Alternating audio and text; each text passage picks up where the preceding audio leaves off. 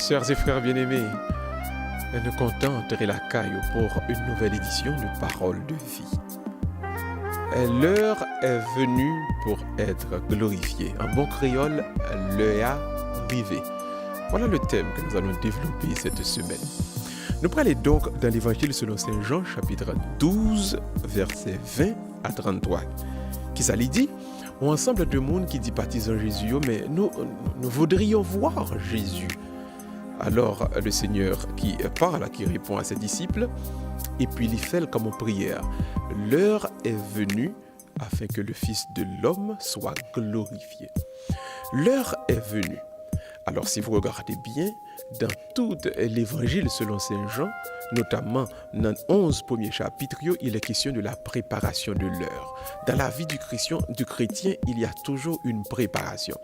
Préparation avant le mariage, préparation avant la prêtrise, préparation avant d'entrer dans tel travail, préparation avant d'entrer dans la vie adulte. Mais le temps de la préparation doit arriver à son terme pour faire place à l'heure. L'heure avec H majuscule, l'heure de votre glorification. Et nous toutes, nous devons mettre nous prêts et pour nous dire tête nous, l'heure est arrivée. L'heure arrivée, c'est le moment de vous dire que vous n'avez pas passer toute vie ou attendre. Souvent, nous nous confortons dans la position de l'expectative. Nous aimons attendre des bagages qui pourraient le passer. L'heure, c'est maintenant. Maintenant, l'heure de la gloire. Maintenant, l'heure d'être heureux. Maintenant, l'heure d'être glorifié.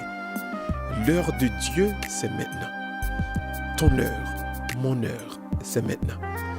Pourquoi attendre? Il ne faut pas attendre.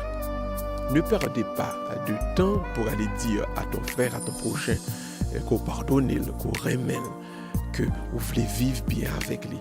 Ne perdez pas de temps pour aller dire à votre femme, à votre épouse, que vous voulez qu'à partir de ce moment, dans le couple, dans le foyer, nous voulons faire bagaille marcher.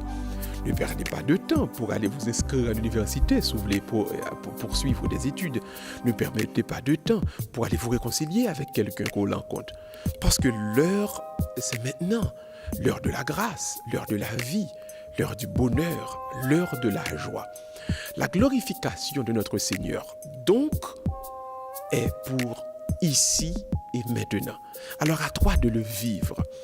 Nous connaissons que il y a un pile formule, un pile parole qui a toujours dit monde que préparer au bonheur qui va venir.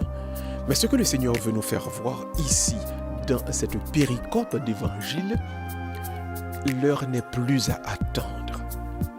Le bonheur, la joie ne sont plus à attendre. Vivez-les maintenant, dans l'aujourd'hui. Car la vie chrétienne se vit dans l'aujourd'hui. Le bonheur, la grâce, tout ça, mon Dieu, nous besoin vivre dans l'ici et maintenant. C'est ça seulement, et c'est comme ça seulement, nous sommes capables de arriver tout bon vrai, ouais, et jouir, ça, mon Dieu, pour que vous puissiez apprendre à vivre dans l'aujourd'hui, fermez les yeux et nous allons prier ensemble le Seigneur.